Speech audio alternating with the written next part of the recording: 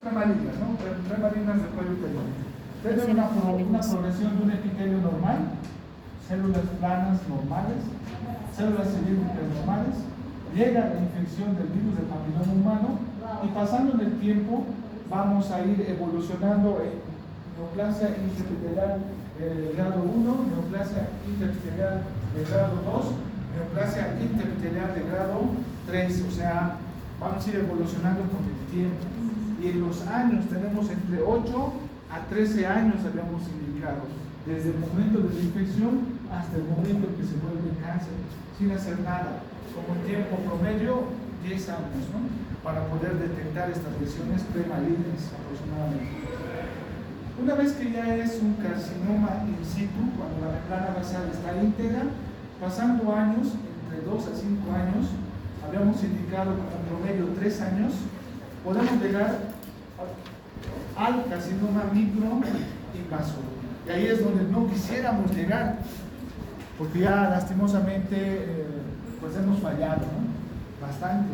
10 años para poder detectar lesiones premalignas hasta llegar a cáncer mucho microinvasor o invasor es algo muy grave. Hemos fallado en nuestro cometido, si vale el término. Como todo tipo de tumor maligno, el cáncer de cuello uterino es el crecimiento incontrolado, anárquico, incontrolado porque hemos indicado que el gen P53 está bloqueado, no hay apoptosis, se va a ir multiplicando.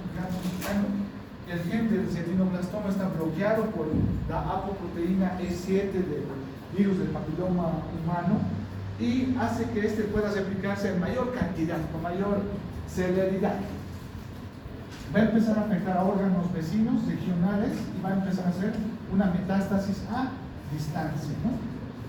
En los países ya desarrollados, el cáncer de cuello uterino ya está en el segundo lugar, pero en los países subdesarrollados como nosotros, estamos todavía con el primer lugar con este cáncer de cuello uterino. Factores de riesgo que ustedes deben buscar en la historia clínica: paciente fumador. El cáncer de pulmón por causa del fumar no solamente es a ese nivel el daño, es a nivel sistémico, en todo el organismo. Incrementa mucho el riesgo, hace que el ADN sea más lábil para poder ingresar este virus del papiloma humano. Pacientes con el SIDA, o sea, no solamente con el virus de VIH, sino con el SIDA, que es el síndrome de inmunodeficiencia adquirida, incrementa el riesgo del virus del papiloma humano para que pueda producir cáncer, o sea, incrementa las posibilidades. Y aparte, disminuye lo que habíamos indicado que dura 8 a 13 años para que se vuelva de un epitelio normal hasta cáncer por causa del virus del papiloma humano. En pacientes con VIH esto se disminuye, es entre 5 a 8 años ya, o sea, disminuye bastante, solamente teniendo el síndrome de inmunodeficiencia adquirida por causa del virus del VIH, hace que la progresión sea más rápida. Las infecciones de transmisión sexual como la clamidia trachomatis, herpes virus, citomegalovirus, incrementan la labilidad celular, hacen que el virus del papiloma humano tenga mayor facilidad en su integración de su genoma, hace para que pueda ingresar más fácilmente y progresar. Primero no, ingresa, persiste y luego progresa a un cáncer microinvasor y posteriormente invasor. Y aquellas otras causas, múltiples parejas, uso de anticonceptivos orales mayor a 5 años, multiparidad, cualquier cosa que pueda incrementar el riesgo de cáncer de cuello uterino. Deben buscar ustedes en la historia clínica. Aquí tenemos también otros datos respecto a los años en los que va a ir progresando hasta cáncer invasor. Esto ya lo conocemos, es algo que no debería sorprendernos, debemos tenerlo muy en cuenta como personal de salud. Existen dos tipos de epitelios, como habíamos visto en la anterior diapositiva: el epitelio plano estratificado y el cilíndrico pseudoestratificado. Y el virus del papiloma humano con mayor frecuencia va a afectar al epitelio plano estratificado. En este es lo que estábamos hablando de NIC 1, NIC 2, NIC 3. En el plano simple es el endocervix, no existe NIC 1, NIC 2 o 3. Este solamente tiene una capa, directo va a adenocarcinoma.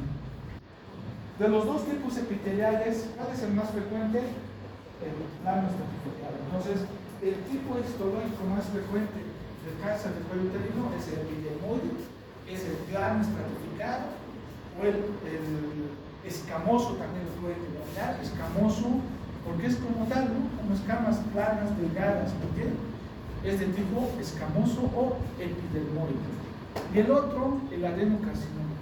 Si muy bien de los dos, el epitelio plano estratificado o escamoso o epidermoide es el más frecuente, pero este es más agresivo. Este lo conocemos, lo hemos estudiado y pues en años pues tiene unos buenos resultados de supervivencia, a diferencia de este. Este es menos frecuente, 25%, pero es más agresivo y da más metástasis. Y lo malo es que aparece también en personas más jóvenes, ¿no? Entonces, por todas esas características, este hay que tener también mucho cuidado cuando aparece. Poco frecuente, raro, en personas jóvenes y con mayor facilidad de hacer metástasis. ¿Entienden? ¿Cómo hacemos el diagnóstico? Pues el mismo, ¿no? Desde lo más básico, la semiología clínica, preguntar, anamnesis, preguntas-respuesta, sangrado intermenstrual. Habíamos indicado que de acuerdo a la colposcopía, la neovascularización de los NICs 2, 3 es mayor y en un carcinoma microinvasor es mayor el sangrado. Podemos tener sangrados postcoitales por el traumatismo durante el acto sexual del cuello uterino, puede haber pequeños sangrados. No es específico, pero nos ayuda a sospechar. El sangrado postmenopáusico, que puede ser confundido con hiperplasia de endometrio o cáncer de endometrio, como una de las preguntas era de lo que era patología premaligna de endometrio, patología maligna de endometrio. Sangrado postmenopáusico hay que sospechar mucho en cáncer de endometrio, hasta que se demuestre lo contrario. Pero otro diagnóstico diferencial es cáncer de cuello uterino, ¿no? El sangrado puede ser no de la cavidad uterina y el sangrado puede ser del cuello uterino o del endocervix. Y el otro, cuando nosotros ya observamos, colocando un espéculo, aperturamos el espéculo y vemos irregularidades en el cuello uterino. Ya no es un epitelio del endocervix plano, rosadito, con bordes muy finos, el endocervix con su ectropion rojito, sino que cuando tocamos sangre hay una pequeña tumoración, puede ser de 1 o 2 centímetros, hay algo raro. Y para colmo, tiene un mal olor o un olor fétido. Crónico, ¿qué quiere decir? Le dan óvulos, calma por unos días, 2 semanas, nuevamente vuelve a aparecer el olor fétido, porque los tumores de cuello uterino malignos son necróticos, porque mueren. Mientras más superficiales se hacen, la vascularización no satisface las necesidades de esas células que están replicándose y están haciendo mitosis. Entonces, las bacterias de la vagina aprovechan esta necrosis y existe un olor fétido, ¿no? Y cuando ya es un cáncer muy avanzado, pues lastimosamente vamos a tener dolor pélvico. Ya puede ser por infecciones urinarias o ya puede ser por la metástasis y afectación de los órganos vecinos. Para hacer el diagnóstico, ante la sospecha clínica, la paciente puede decir: tengo flujo fétido crónico, me han tratado múltiples ginecólogos de acá, de este hospital, de esta clínica, de este otro lugar, me han dado óvulos durante todo un año, y ustedes ven al espéculo y pueden observar pequeñas lesiones. O pueden tomar una citología para que por el microscopio nos diga en qué estamos, hacer una colposcopía y ver las características del cuello uterino, hacer la prueba de Schiller para localizar dónde vamos a tomar la biopsia, y de acuerdo a todo eso podamos confirmar con la biopsia para ver si es un cáncer epidermoide o un cáncer adenocarcinoma, ¿no? En este caso. Y una vez teniendo el resultado de histopatología confirmando una malignidad, debemos hacer el estallaje clínico. Estallaje clínico en qué estadio se encuentra ese cáncer de cuello uterino. Entonces, el resultado de la histopatología nos va a dar, esto es más que todo para el examen, ¿no? Todo lo que es la clasificación de la FIGO, que es lo que nos va a dar, y de acuerdo a esto, para que ustedes tengan un poco de conocimiento, el estadiaje tiene mucho, más que todo es clínico, para ver en qué estadio estamos. Claro, el oncólogo va a pedir tomografías, resonancias, citoscopía, colonoscopía, todas las oscopías que puedan haber, se van a solicitar, pero el primer contacto que ustedes van a tener es clínico. Clínico, ¿qué quiere decir? Tocando, viendo, palpando, ¿entienden? Estadio 0. Nosotros, según la FIGO, el estadio 0 es cuando es un carcinoma in situ, que quiere decir NIC3 con la membrana basal íntegra. Si ustedes recuerdan, el NIC3 quiere decir que todas las capas están afectadas por coilocitos, pero la membrana basal está intacta. ¿Entienden? A eso nosotros decimos carcinoma in situ. ¿Entienden? Puede ser asintomático también, pero también puede ser sintomático, con sangrados postcoitales, intermenstruales, como habíamos indicado, ¿no? Estadio 0. Ahora tenemos el estadio 1. En el estadio 1 vamos a tener dos variantes. El estadio 1 va a estar dividido en dos grupos, uno que es micro y el otro que es macro. El micro va a ser A, estadio 1A. ¿Qué quiere decir? Micro. El estadio 1A1, que ahorita vamos a ver, nos habla en milímetros, o sea, el patólogo nos va a decir menor a 3 milímetros y hasta 7 milímetros de superficie. Estadio 1A2, de 3 a 5 milímetros y hasta 7 milímetros de superficie. O sea, nos está hablando en milímetros. Pero ¿quién nos va a decir? Es el patólogo. Aquí tenemos lo que hemos indicado: micro y macro en el cuello uterino. Una lesión, cuando tomamos la biopsia, en el microscopio ya está la membrana basal rota, pero tiene una afectación en el estadio 1A1 menor a 3 milímetros de profundidad y hasta superficie de 7 milímetros. Y el estadio 1A2 entre 3 a 5 milímetros y 7 milímetros de superficie. Ahora nos vamos al otro grupo, estadio 1B. En este estadio 1B ya es macro. ¿Qué quiere decir? Solamente observando. Y de acuerdo al tamaño y el límite para decir si es un estadio 1B1 o 1B2 es 4 centímetros. Entonces, cualquier tumor en el cuello uterino que sea menor a 4 centímetros, o sea, visible, macro, a simple vista, va a ser un estadio 1B1. Y si es mayor a 4 centímetros, es un estadio 1B2. Entonces, el estadio 1 que se encuentra en el cuello uterino va a ser dos grupos: micro, macro. Micro se subdivide en dos: menor a 3 milímetros y 7 milímetros de superficie, y menor el estadio 1A2 entre 3 a 5 milímetros y hasta 7 milímetros de superficie.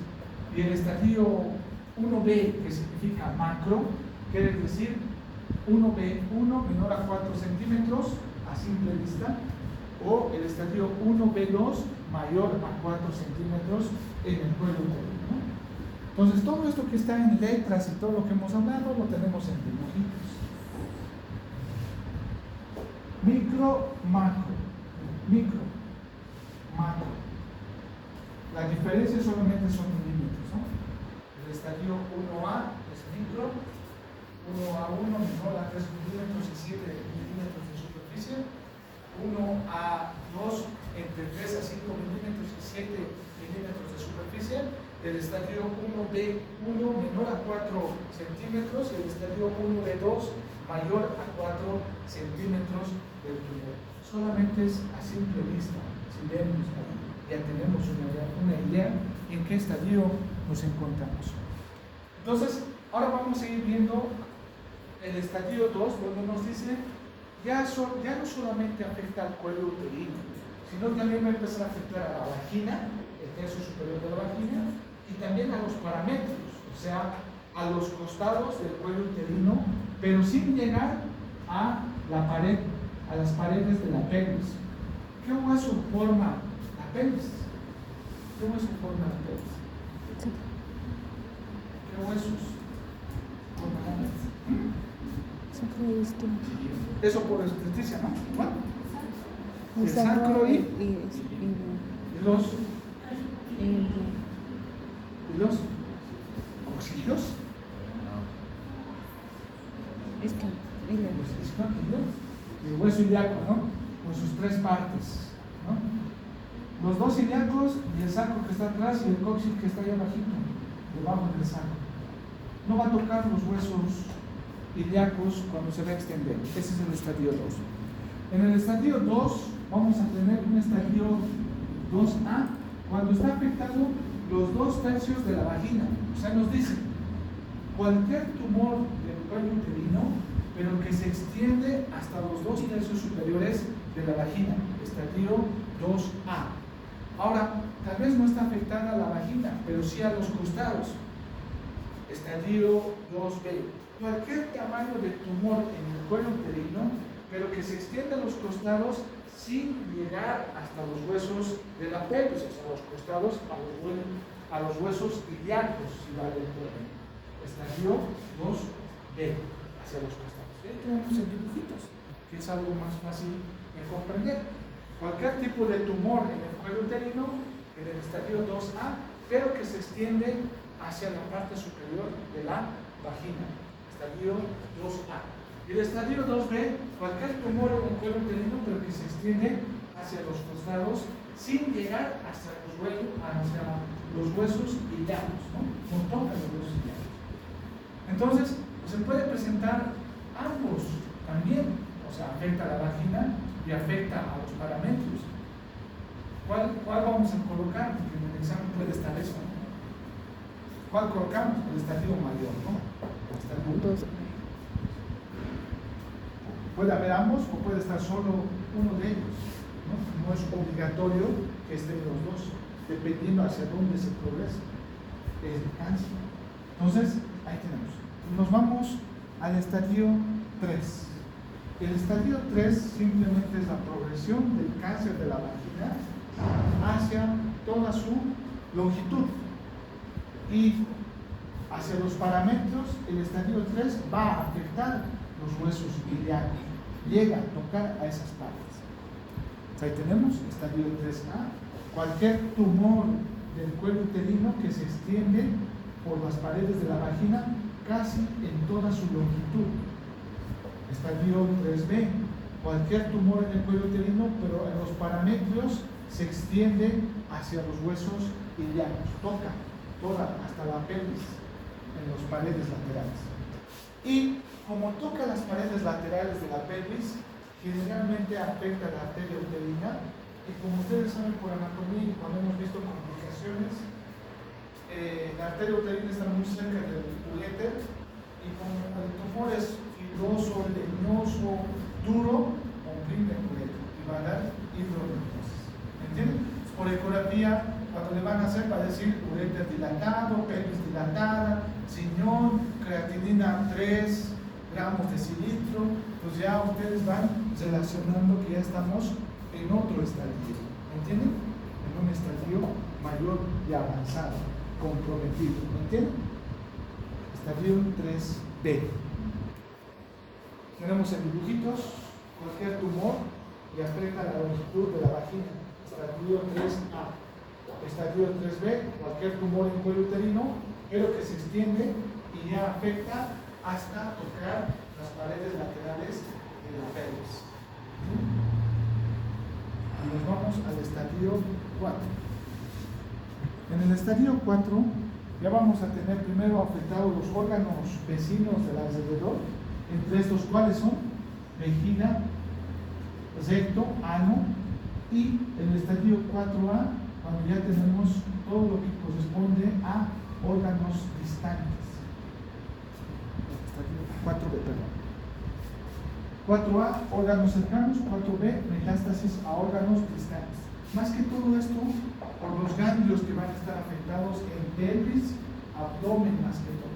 Pelvis y abdomen. O sea, ¿qué quiere decir? Si le van a hacer una resonancia magnética después de la cirugía, si aparecen ganglios, pues posiblemente esté habiendo una circunstancia, porque ya estaba en una en un estadio mayor. Ahí tenemos. Estadio 4A. Cualquier tumor del cuello uterino que se extiende totalmente en la vagina afecta a la vejiga o al recto. Y el estadio 4B, cualquier tumor que afecta toda la vagina, paramétros, vejiga y recto, y aparte metástasis o ganglios que están afectando en la pelvis o abdomen. ¿Entienden? Pelvis o abdomen, porque a veces suelen metastizar también ramas de la vena cava inferior, ilíacas también, para mostrar que hay una metástasis ganglionar. Tratamiento. ¿Cuál es el manejo que tenemos en aquellos casos? Tenemos desde lo más simple, debemos intentar saber qué estadio es, o sea, la clave es el estadio.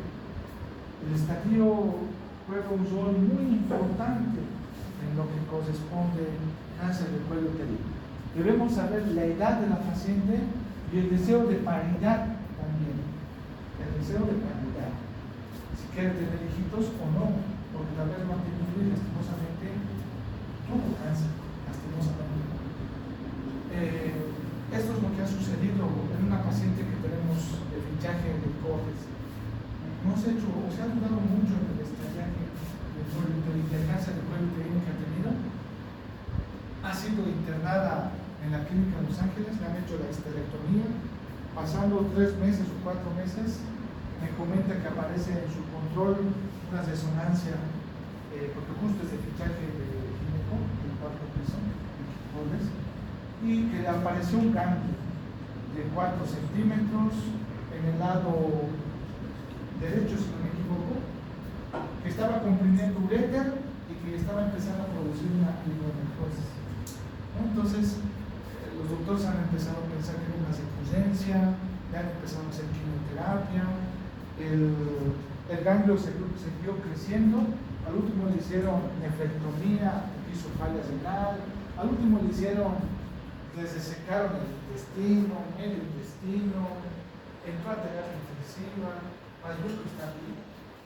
Se le han sacado los riñones, le han sacado mitad del intestino, y bueno, después de haber sacado todo lo que se ha podido sacar, ahora está nuevamente vuelto flaquita, delgada, solamente tiene una hija joven ella, porque tiene 42 años.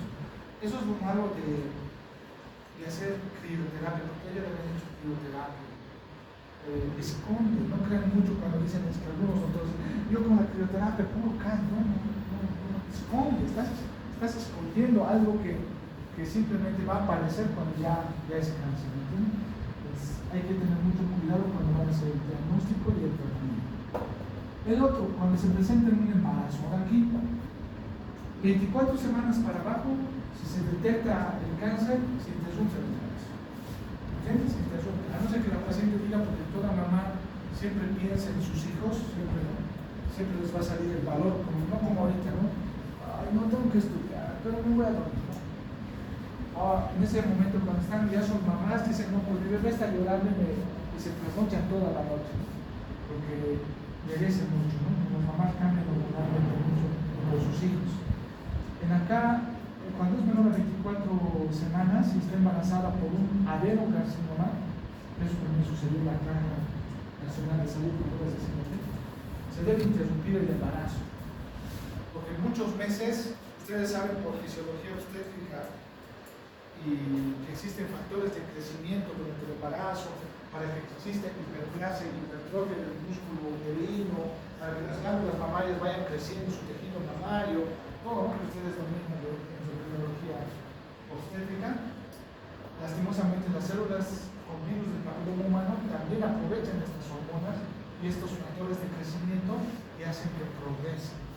De lo que estaban en un estadio 2, puede progresar en meses hasta un estadio 2B o hasta 3A o 3B, ¿no? Entonces, por ese motivo, en meses se decide la interrupción del embarazo si es menor a 24 semanas. O sea, si es de 12 semanas, se interrumpe. Si es de 14 semanas, se interrumpe. Si es de 20 semanas, se interrumpe. ¿Entienden? Ahora, otra cosa es el deseo de la paciente.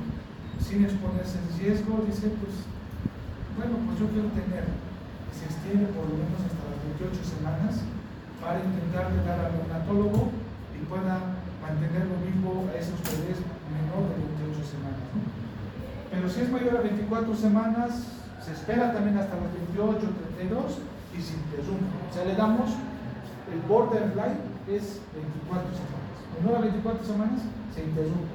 A no ser que la mamá nos firme, yo corro el riesgo y bueno, ¿me entienden? Hacemos lo que tenga que hacerse. O esperamos hasta lo que tenga que esperarse. Si es mayor a 24 semanas, llegamos hasta la mayor posibilidad de los neonatólogos que ustedes conozcan, que han visitado a tantos neonatólogos y cuántos han sobrevivido pequeñitos. Lo ideal es por encima de las 28 semanas para mantenerlos y que no tengan afectación neurológica, intestinal ni tampoco pulmonar, ¿no? Entonces, por encima de 24 damos chance para que pueda sobrevivir ese problema. Tenemos que tomar en cuenta esas cosas, ¿no? Para hacer el manejo. En estadio 0 tenemos todas estas posibilidades. Estadio 0, ¿qué quiere decir?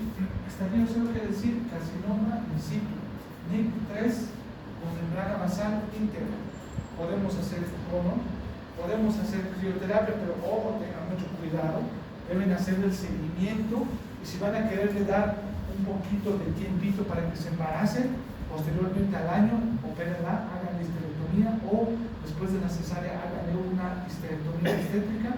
La cuestión es que no corran riesgos de que luego ya aparezca el cáncer y en estadios avanzados. Podemos hacer el cono por láser o crioterapia, quemar en estos carcinomas. Y en última instancia, cuando la mujer ya ha cumplido su paridad, ya no quiere tener más bebés, la mejor conducta es la histerectomía. Y la mayoría de las histerectomías en carcinomas in situ tenemos el 100% de curación. Estadio 1A, ¿qué quiere decir? Micro. Micro, ¿qué quiere decir? Menor a 7 milímetros, menor a 5 milímetros. Micro. Estadio 1A. Podemos ir cuando ya la mujer ha cumplido su paridad, histerectomía total, es lo más recomendable. Esto se recomienda. Y también tenemos buen porcentaje de supervivencias, casi 80% para encima. Si por alguna razón la paciente dice yo quiero tener bebé, nunca he tenido y quiero tener, podemos ofrecerle el cono. Ustedes ya conocen el cono con todos los procedimientos, sea láser, frío, sea con ASALIP, hacemos cono amplio, pero podemos hacer el cono. Y con la única recomendación nos dice, si vas a ser conservador y quieres mantenerle el útero y porque quieres tener bebé, hazle el cono, pero posiblemente tal vez le vas a también dar, cuando es entre 3 a 5 milímetros, quimioterapia o radioterapia, para poderle cuidar o proteger. Eso es lo que nos está indicando ahí. Aparte de hacerle conservador, darle radioterapia o quimioterapia en ese lugar, si es que va a querer conservar. Porque la mayoría de los tumores, cuando ya ha afectado 3 a 5 milímetros de profundidad, muchos ya tienen metástasis regionales, ganglionales. El estadio 1B empieza a aparecer estas posibilidades. Solamente hacer radioterapia y no hacer cirugía.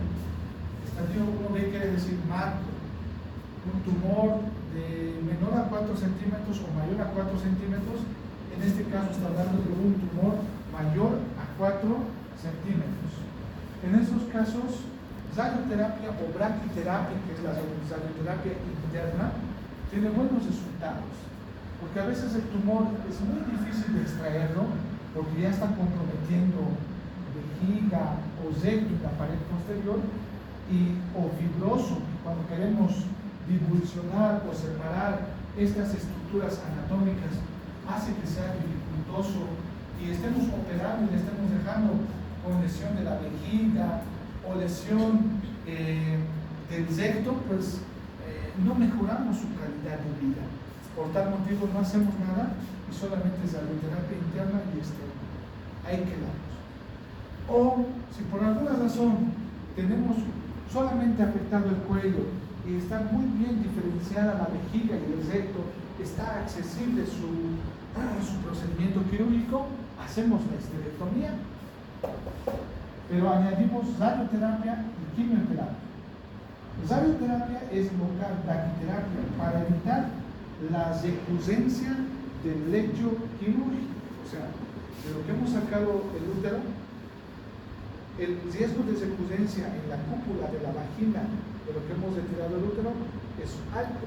¿Quién va a evitar la recurrencia? Es la radioterapia. Ahí va una pregunta posible. ¿Qué evita la recurrencia local o del lecho quirúrgico? Es la radioterapia.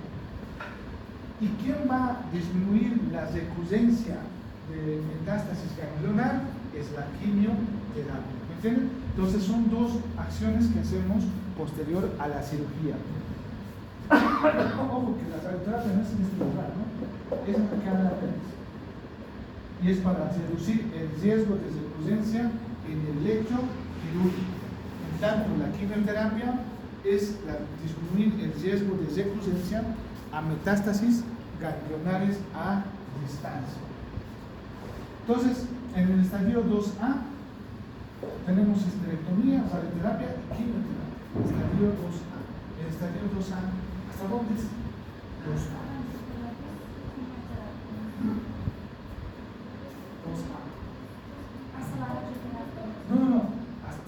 ¿Qué compromete el estadio 2A?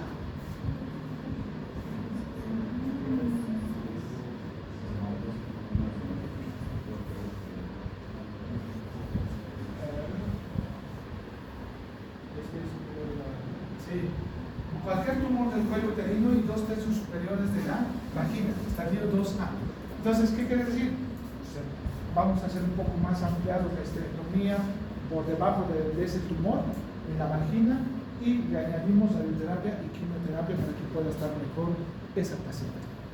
Y vean acá, en los estadios 2B para adelante, algunos ya nos dicen, no hagamos nada, solamente radioterapia y braquiterapia y asociado a quimioterapia. No hagamos histerectomía, porque no queremos lesionar vejiga, no queremos lesionar recto, no queremos dejarle con una mala calidad de vida.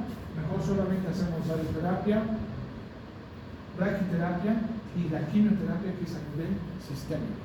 Con eso tiene buenos resultados. Yo no creía mucho, ¿no? En eso decía, tenemos que operarse. Pero cuando ya vi a la paciente 5 años después de que le han hecho radioterapia, claro, los efectos secundarios es lo que más se teme. La radioterapia produce una radiación y puede producir cistitis, puede producir fístulas vesicovaginales y fístulas rectovaginales, porque quema el epitelio por la radiación que está haciendo, y por todo eso puede producir lesiones térmicas por quemadura.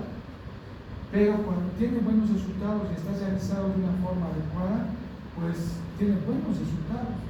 Cuando ya vi una paciente que había tenido el diagnóstico de un cáncer de cuello uterino, no sé en qué estadio porque no la conocí, pero vino porque tenía dolor pélvico. Le hice tacto vaginal, pues claro, la vagina estaba totalmente cerrada. Cuando hice tacto, la vagina estaba blanda, cerrada totalmente, no se tocaba el cuello, porque como hace una quemadura vaginal, el epitelio se empieza a quemar y se une, que no, claro, la paciente en ese momento estaba totalmente tranquila, solamente le dolía en el bajo vientre, parece una infección ordinaria, ¿no? Pero como ginecólogos tenemos que evaluar la parte genital. Dice el tacto, vagina blanda, estrechada totalmente, cerrada totalmente, y pues no podía evaluar, no podía ver el tamaño del útero, nada. Pero ella había indicado, me comentó que ya 5 años, hace 2 años atrás ya había estado terminando sus tratamientos de radio y quimio, y pues nada, solamente estaba viniendo por el dolor de tenía buenos resultados. Entonces, y ella no tenía fístulas ni nada, pero sí la vagina cuando yo hice el tacto no entraba ni 2 centímetros, estaba totalmente cesado.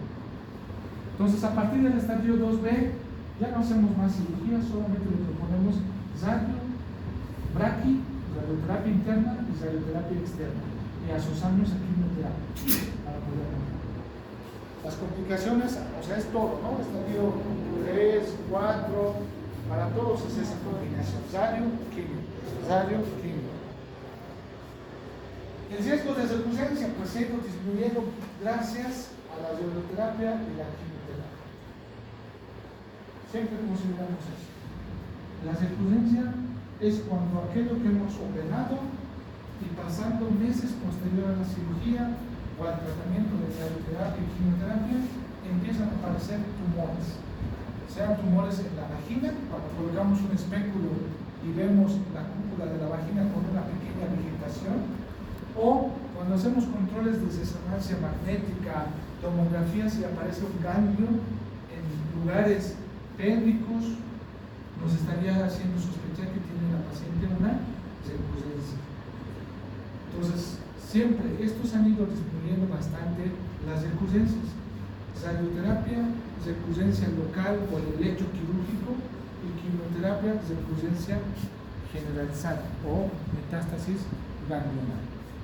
Cuando detectamos nosotros en estadio 0, que es el carcinoma in situ, 100% de curación con solamente la histerectomía total abdominal. Eso como acá dice, ¿no? Hasta en los microinvasores nosotros ginecólogos nos hemos podido meter si es que hemos hecho el diagnóstico adecuado, porque tenemos buenos resultados con solamente la histerectomía, cuando es microinvasor, ¿no? O sea, micro, y eso que todavía, como si ustedes recuerdan, había una de las diapositivas, dice, pero si es de 3 a 5 milímetros, o sea, un microinvasor, estadio 1A2, de 3 a 5 milímetros y 7 milímetros de superficie, nos dice, acompáñenle de radioterapia y quimioterapia por el riesgo de metástasis a ganglios, ¿no? Para tener un buen porcentaje de curación.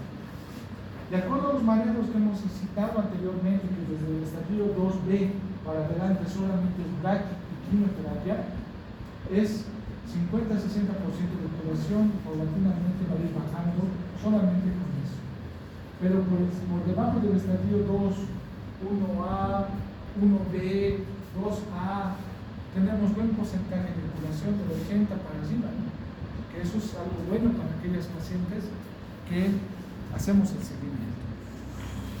Ahora ya hemos visto patología premaligna y maligna del cuello uterino. Ahora vamos a ir con patología premaligna y maligna de ovario. Algo muy interesante. Recordamos un poco de la anatomía del ovario, ¿no? Tenemos dos ovarios, que miden de 3 a 4 centímetros de longitud en la edad reproductiva y menor a 3 centímetros en la edad postmenopáusica. Se van a encontrar en la parte posterior y lateral del útero. Van a estar unidos al útero por el ligamento útero-ovárico y van a tener un ligamento que al mismo tiempo va a estar insertado en la arteria ovárica. La arteria ovárica es una rama directa. La arteria ovárica es una rama directa de la aorta abdominal. Va a bajar por el abdomen, por el retroperitoneo, llega a la pelvis y se inserta en el ovario. Cuando está bajando por el abdomen, el peritoneo no sobresale, pero cuando llega a la pelvis, esta arteria ovárica con sus venas ováricas levantan el peritoneo parietal, se cubren por el ligamento ancho y van a formar el ligamento infundíbulo pélvico o también denominado ligamento suspensorio del ovario. ¿Entienden?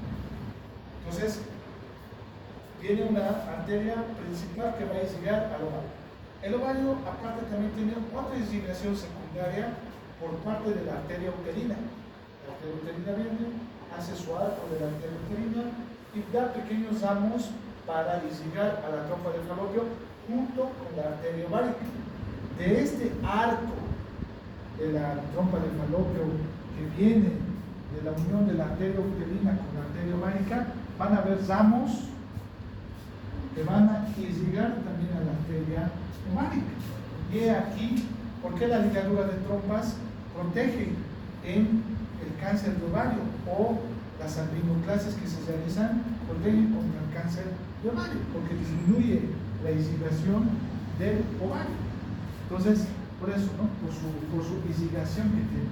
Y por eso algunas mujeres, cuando les hacemos ligadura de trompas, porque hay una bajada de la irrigación, bajada de las hormonas, Algunas veces presentan sofocos, calores, insomnio, y le echan la culpa a la ligadura, ¿no?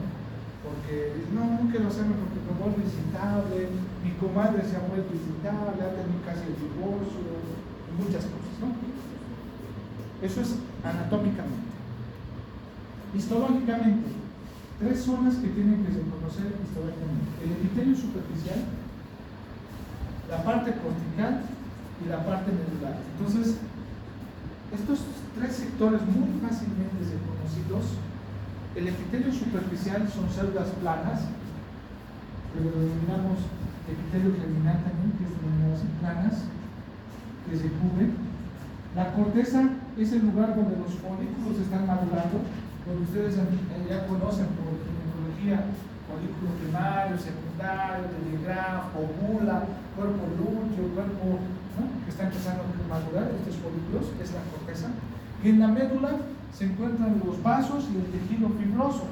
Vasos, tejido fibroso y los cuerpos albícaros, cuerpos blancos, o sea, cuerpos lúteos degenerados, ¿no?, que están en la médula. Entonces son tres regiones histológicos que debemos reconocer para poder comprender un poco de las lesiones premalignas y malignas del ovario. El cáncer de ovario se encuentra posteriormente a los otros dos tumores, ¿no?, del aparato reproductor, el cuello uterino y el de mama. Producen múltiples muertes, y esto se ha ido incrementando bastante en los últimos años, porque las encuestas y las estadísticas han empezado a incrementarse de los países subdesarrollados. Estos de los países desarrollados. Puede aparecer entre los 35 a 65 años, pero más que todo entre los 63 años. El diagnóstico del cáncer de ovario es suerte, porque no da una sintomatología precoz. No tenemos, como el Papá Nicolau, pruebas de cada año para ver cuál es maligno y cuál es benigno, como el Papá Nicolau. Pero aún así, teniendo el Papá Nicolau, igual tardamos nuestro diagnóstico, ¿no? Igual sí me viene. Pero este es más todavía. Es alto la presencia de cáncer de ovario. ¿No les está yendo? Les vamos a extrañar. De 60, el cáncer de ovario más vamos a encontrar a los 63 años. Eso, tomen en cuenta, 63 años. Al igual que el cáncer de endometrio, el cáncer de ovario y el cáncer de mama, la causa es hormonal. El cáncer de cuello uterino y el cáncer de cuello uterino, la causa es viral, ¿no? Entonces tenemos factores de riesgo de tipo hormonales similares a lo que corresponde al cáncer de endometrio: menarquia temprana, menopausia tardía, síndrome de ovario poliquístico, endometriosis, infertilidad, todas aquellas cosas que puedan incrementar un hiperestrogenismo a largo plazo en la mujer. Los factores que van a proteger a las mujeres son la multiparidad, haber tenido bebés, dar lactancia, progesterona, poco estrógeno, haber tenido su primer bebé menor a los 25 años, uso de anticonceptivos. Y acá tenemos los dos factores que les decía: por la irrigación. Cuando hacemos la histerectomía, quitamos y ligamos la arteria uterina, disminuye la irrigación del ovario y protegemos a la paciente para cáncer de ovario. En la ligadura de trompas es lo mismo: ligamos ramos que llegan al ovario y protegemos para que éste disminuya hormonalmente, factores protectores para cáncer de ovario, ¿no? Entonces, todo tiene su porqué. La patología de ovario son tomos y tomos, son 3 libros, un tomo por cada patología, ¿no? Son 3 grupos que debemos conocer principalmente. Aquellos tumores que van a originarse de las células epiteliales, o sea, de la parte superficial. Aquellos tumores que se van a originar de las células germinales, si vale el término de la corteza, o sea, de las células de la corteza. Aquellos tumores que se van a formar de tipo del estrómago, o sea, de la parte medular. Tenemos 3 grupos. El más frecuente son aquellos tumores que se van a formar del epitelio superficial. Y los más representativos son el tumor o cistoadenoma seroso, el tumor o cistoadenoma mucinoso y el tumor endometrioide. Este tumor endometrioide es similar a lo que corresponde al endometrioma de ovario. Es el mismo, no cambia, es el mismo. Y tenemos acá representantes de las células germinales, el teratoma y el tumor de seno endodérmico, que son los más frecuentes, y el de cordones sexuales, y es lo que están haciendo sus compañeros en casos, ¿no? Ahí tienen trabajo para ver si van a ganar el 30% de la práctica, ¿no? Que esto es lo que hemos tenido, el tumor de células de Sentol, que tiene su origen de los tumores del estroma. Ahí también sus compañeros han hecho también del teratoma. Raro, pero se ha visto. Tumores epiteliales, los dos más frecuentes, seroso, mucinoso, y el tercero, que es el del tipo endometrioide. De células estromales, esto está cambiado. Fibroma y tecoma son los dos más frecuentes. Y de células germinales, teratoma y de seno endodérmico. Ahora, ¿dónde nos encontramos nosotros cuando hablamos de patología de ovario? Nos encontramos aquí, borderline. Nosotros nos encontramos ahí como ginecólogos cuando estamos viendo a una paciente con un quiste de ovario, nos encontramos borderline. La fisiopatología es múltiples ovulaciones, alguna no ovula, alguna ovula y se vuelve algo benigno o algo maligno.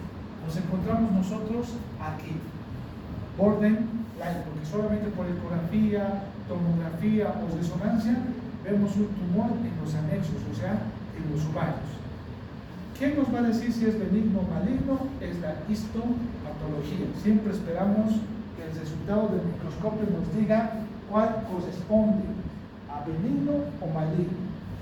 Y solamente va a darnos la designación con su terminación. Cistoadenoma seroso, cistoadenoma mucinoso o cistoadenoma endometrioide o endometriósico. Y es lo que corresponde a los fibromas, adenofibroma. ¿No? Simplemente ese nos da la terminología, es la histopatología. Ahora, si el resultado es maligno, solamente cambia su terminología. Cistoadenocarcinoma, ¿entiendes? Cistoadenocarcinoma seroso, cistoadenocarcinoma mucinoso, para la designación de esos, ¿no? Solamente cambia la terminología. ¿Fijamos? 60% van a ser benignos, un 40 o un 35% malignos, y vean, solamente cambia su terminología. Cistoadenoma seroso, cistoadenoma mucinoso, cistoadenoma endometriósico. El otro, si es maligno, cistoadenocarcinoma mucinoso, cistoadenocarcinoma seroso. O sea, cambia simplemente esa terminología. ¿Y qué nos va a dar eso? Es el patólogo. Estos son de las células epiteliales, ¿no? Los dos representantes. Ahora, de las células germinales, aquí un poquito varía. Del teratoma. En el teratoma, a simple vista, la mayoría pueden ser benignos, pero cuando son maduros, se va a denominar teratoma maduro cuando está bien diferenciado el tejido. ¿Qué quiere decir? Cuando sus compañeros han visto el teratoma, pueden reconocer fácilmente el pelo, había pelo, como de un roquero, que hemos sacado gran cantidad de pelo nuevo, ¿sí, no? Como han visto el pelo, y estaba diferenciado, y por eso es teratoma maduro. ¿Eso qué quiere decir? Benigno. Había hueso, diente, grasa, estaba bien diferenciado. Ahora el problema es cuando es inmaduro. Cuando el teratoma es inmaduro, ya no vamos a encontrar lo que habíamos indicado: pelo, grasa, cabello, dientes, no vamos a encontrar. es totalmente gelatinoso. ¿Quién nos va a dar el resultado de que si es maduro o inmaduro, que es el patólogo? ¿Entienden? Entonces, siempre mandamos a patólogo. Aunque nuestro criterio a macroscopía dice que es maduro, un teratoma maduro, porque vemos el cabello, vemos los dientes, vemos la grasa y vemos todo, pero igual mandamos al patólogo para que nos dé su sello y nos confirme que es un teratoma maduro. Este otro es el de seno endodérmico, es otro muy agresivo, y el alfa-fetoproteína es un marcador que nos hace sospechar que estamos con algo de malignidad. Y esto igual uno de sus compañeros, igual, ¿no? Lo que están haciendo, está allá atrás, los resultados. Eso es lo que yo estaba sospechando cuando de la paciente de 17 años, estamos viendo la realidad, sería no es ficticio, ¿no? Aparte, 17 años y estábamos sospechando alfa-fetoproteína elevada, y ahí, aunque a veces decíamos, pues es benigno, maligno, y vean que es algo que nos dicen, mujeres jóvenes, estamos, mujeres jóvenes, muy agresivos y por alguna razón no le hacemos un manejo adecuado. Hemos tenido mucho conflicto, la enfermera moviéndose, que el oncólogo, no oncólogo, y temores, miedos y todas esas cosas. Y al último, el patólogo nos salió con otra cosa. Tumor derivados del estroma, tumor de células de Sertoli. Y como dice, productor de estrógeno, un hiperestrogenismo que ha hecho que exista un hiperandrogenismo secundario, porque su voz era gruesa de la muchacha, había vello, exceso de vello, su alfa-fetoproteína incrementado. Lo bueno es que tienen bajo potencial maligno, eso es lo bueno. Pero ¿quién nos ha dado el diagnóstico de que es un tumor de Sertoli? Es el patólogo. ¿Entienden? Por eso nosotros nos encontramos en borderline, siempre estamos al centro, pero siempre debemos sospechar en ciertas cosas. El tecoma y el fibroma, y esto hay algo excepcional de esto. Fibroma, que no lo vamos a ver aquí, ya no lo han visto en cosas, pero bueno, solo lo vamos a ver. Este fibroma, la historia es, hay un tumor en el ovario, la mayoría son benignos, pero siempre van a llegar a medicina interna antes que al ginecólogo. ¿Por qué? Cuando va a venir la paciente con tos visitativa, le van a hacer esa radiografía, va a ver hidrotoras.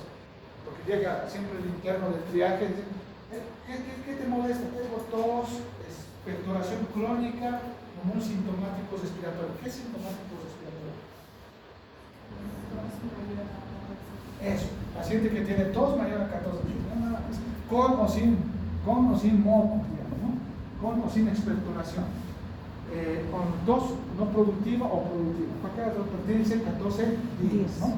Entonces, le hacen radiografía y hidrotóxicas. Y hay veces también, como el medicina interna pide de todo, tomografía de todo lado, ecografía de todo lado, laboratorios de todo tipo para ver si algo le sale alterado para decir que ese es el problema, le hacen una ecografía de abdomen y sale líquido. Y como a veces es mujer, dice, hay algo que buscarle al ginecólogo, le hacen ecografía transvaginal. Entonces, lo primero que le va a llegar es al médico internista, porque hay líquido en tórax y hidrotórax, insuficiencia cardíaca, piensan en fallas renales, los médicos internistas, en todo. Encuentran asitis por ecografía, piensan en hipertensión portal, cirrosis hepática, en todo lo que pueda haber hipertensión y hacen exista asitis, hipoproteinemia, le hacen albúmina, proteínas en sangre, todo, ¿no? Me parece que hemos visto en cosas que algunas pacientes, ¿no? Entonces, le pedimos una ecografía transvaginal y encontramos un tumor de ovario. Los de medicina interna hacen sus toracocentesis, como siempre, para hacer citología, ADAS, en abdomen también sus paracentesis para sacar el diagnóstico, citología, piensan en algo benigno, maligno, todo. Y llega el ginecólogo y la ecografía dice que tiene un tumor fibroso, por eso es fibroma, fibroso en el ovario de 1 centímetro de 2 centímetros. Y ese es el causante de todo. Los fibromas, por una reacción antígeno-anticuerpo, ¿qué quiere decir antígeno-anticuerpo? Células de nuestra inmunidad han detectado este tejido y han empezado a formar anticuerpos. Lo malo es que se parece mucho al mesotelio de la pleura y mucho al mesotelio del peritoneo. y empiezan a atacar esos anticuerpos a la pleura y al peritoneo, y por eso existe una reacción inflamatoria de pleura y peritoneo, haciendo que exista un trasudado, acúmulo de líquido en el tórax y acúmulo de líquido en el abdomen, hidrotórax y ascitis asociado a un tumor de ovario. Puede ser pequeñito, de 1 centímetro, no importa, ese es el causante. Hacen de todo, dan proteínas, diuréticos para que baje, no va a bajar. Solamente cuando se tire el tumorcito del ovario, ¿verdad? Ojo, que hay que retirar todo el ovario. Este fibroma, inmediatamente en semanas se va a empezar a perder ese líquido del tórax y ese líquido del abdomen. Solamente se tirando ese tumor. Esa era la historia cuando venían pacientes que tenían problemas pulmonares y abdominales y encuentran un tumor de ovario. El ginecólogo que ha hecho la cirugía para retirar ese tumor, pasando meses sin hacer nada, se ha empezado a curar el hidrotórax y la ascitis. ¿Entienden? Entonces no es necesario darle ni nada más, solamente hay que fibroma. ¿Cómo hacemos el manejo de cualquier tipo de tumor de ovario? Sea 125 y una ecografía transvaginal para poder ver las características del ovario. Con esto tenemos un índice de malignidad.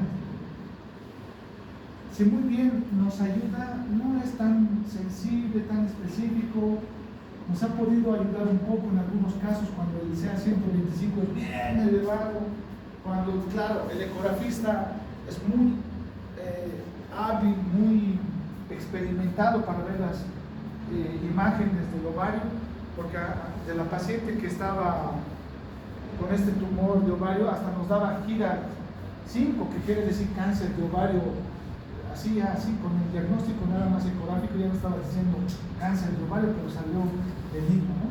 La combinación de ambos nos han intentado dar algunas posibilidades de poder saber qué pacientes tienen cáncer de ovario y qué pacientes no, pero aún así